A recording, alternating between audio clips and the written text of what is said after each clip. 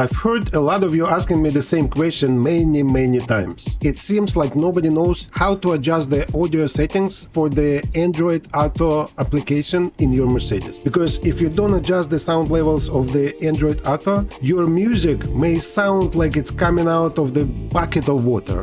I mean, the sound quality is awful. Touch the home button, go to Mercedes Me app and click on smartphone.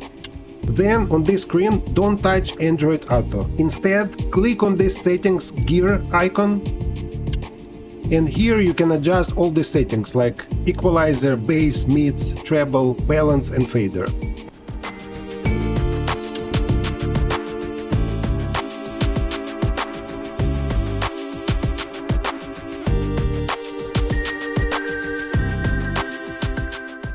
In addition, you can change a sound focus and you can set a sound profile. All these audio settings apply only to the Android Auto app and nothing else. They are totally independent from the audio settings of your radio, audio or navigation system.